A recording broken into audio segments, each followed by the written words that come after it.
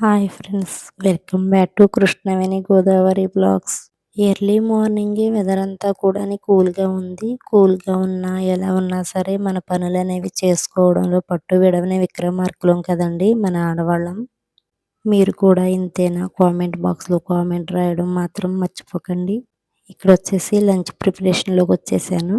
బెండకాయ ఫ్రై అలానే తోటకూర ఫ్రై ప్రిపేర్ చేస్తున్నాను.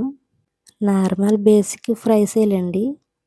ఇక్కడ వచ్చేసి స్టవ్ పై కళాయి పెట్టుకుని సరిపడా ఆయిల్ యాడ్ చేసుకుని ఆయిల్ హీట్ అయిన తర్వాత 3 టేబుల్ స్పూన్స్ వరకు పల్లీలు, జీలకర్ర, ఆవాలు, పచ్చిశనగపప్పు, సాయిపప్పు వేసి ఫ్రై చేస్తున్నాను.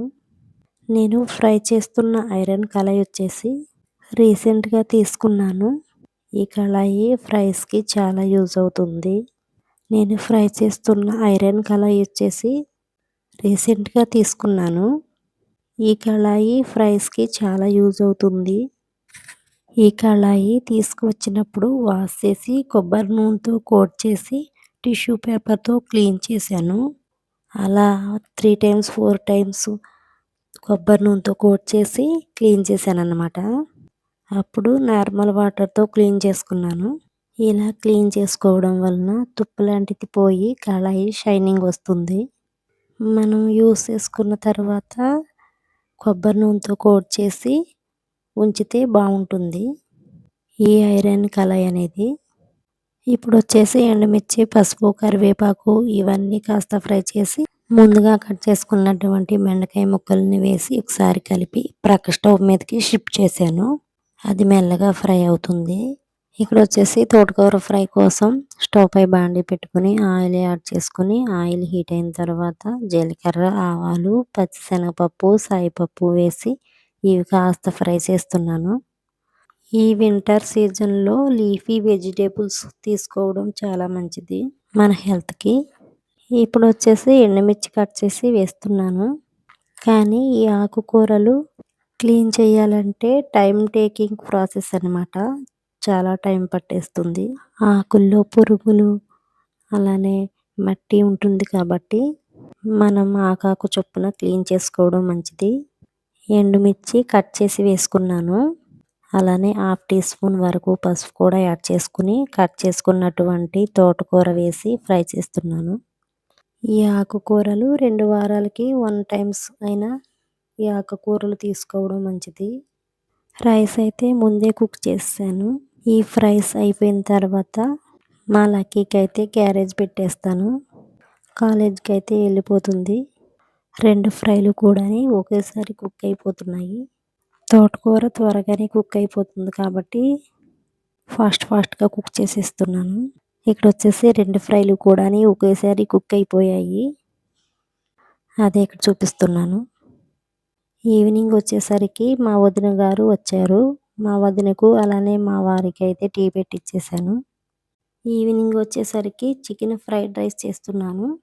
క్లీన్ చేసుకున్నటువంటి చికెన్లోకి సాల్టు, పసుపు, కారం వేసి ఒకసారి చికెన్ అంతా కూడా కలిసేటట్టుగా కలుపుకుంటున్నాను. ఈ చికెన్ ఫ్రైడ్ రైస్ అంటే మా పిల్లలకు చాలా ఇష్టం. ఇలా ఫ్రైడ్ రైస్ చేసినప్పుడు వాళ్లకు హ్యాపీగా అనిపిస్తుంది. మా పిల్లలు అయితే చాలా హ్యాపీ అయిపోయారు. మీ పిల్లలు కూడా ఇంతేనా? నాతో కామెంట్ బాక్స్లో షేర్ చేసుకోవడం మాత్రం మర్చిపోకండి. ఇక్కడ వచ్చేసి అల్లం వెల్లుల్లి పేస్ట్ అలానే 1 స్పూన్ కార్న్ ఫ్లోర్ వేసి కలిపి ప్రక్కన పెట్టుకుంటున్నాను. టైం ఉన్నప్పుడు అయితే ముందుగానే మ్యాగ్నేట్ చేసి ఉంచుతాను. పీస్ అనేది సాఫ్ట్గా అవుతాయని. అలానే సాల్టు, అల్లం వెల్లుల్లి పేస్టు పీసెస్కి పడతాయనేసి. ఇక్కడ వచ్చేసి చికెన్ ఫ్రై కోసం బాండీలోకి 3 టేబుల్ స్పూన్స్ వరకు ఆయిల్ యాడ్ చేసుకుని ఆయిల్ హీట్ అయిన తర్వాత ముందుగా మ్యాగ్నేట్ చేసి ప్రక్కన పెట్టుకున్నటువంటి చికెన్ వేసి ఫ్రై చేసాను. ఇప్పుడు వచ్చేసి 5 ఎగ్స్ని బ్రేక్ చేసి 1/2 టీ స్పూన్ వరకు సాల్టు, 1/2 టీ స్పూన్ మిరియాల పౌడర్ వేసి బీట్ చేసి చికెన్ ఫ్రై చేయగా మిగిలిన ఆయిల్లోకి బీట్ చేసుకున్నటువంటి ఎగ్స్ను వేసి ఇలా వీడియోలో చూపిస్తున్నట్టుగా పీసెస్గా స్పాచులా తోటి కట్ చేసినట్టుగా చేస్తున్నాను. మీరు కూడా ఇలానే ప్రిపేర్ చేస్తారా లేకపోతే వేరే మెథడ్లో ప్రిపేర్ చేస్తారా? నా కామెంట్ బాక్స్లో రాయండి. ఇప్పుడు వచ్చేసి ఒక పెద్ద బాండీ తీసుకొని బాండీలోకి 2 స్పూన్ల వరకు ఆయిల్ యాడ్ చేసుకుని ఆనియన్స్, క్యారెట్ వేసి కాస్త ఫ్రై చేస్తున్నాను. ఇవి కాస్త ఫ్రై అయిన తర్వాత కట్ చేసుకున్నటువంటి పచ్చిమిర్చి అలానే క్యాబేజీ వేసి ఫ్రై చేస్తున్నాను. ఇవి కాస్త ఫ్రై అయిన తర్వాత సరిపడా సాల్ట్ వేసి మరి కాస్త ఫ్రై చేస్తున్నాను. మనం ఫ్రై చేస్తున్న వెజిటేబుల్స్ ఎక్కువ ఫ్రై అవ్వనక్కర్లేదు. ఇప్పుడు వచ్చేసి ముందుగా ఉడికించుకున్నటువంటి రైస్ వేసి మొత్తం కలిసేటట్టుగా ఫ్రై చేస్తున్నాను. నేను ఈ చికెన్ ఫ్రైడ్ రైస్లోకి soya sauce, chilli sauce, vinegar ఇలాంటివి ఏమీ యాడ్ చేయడం లేదు.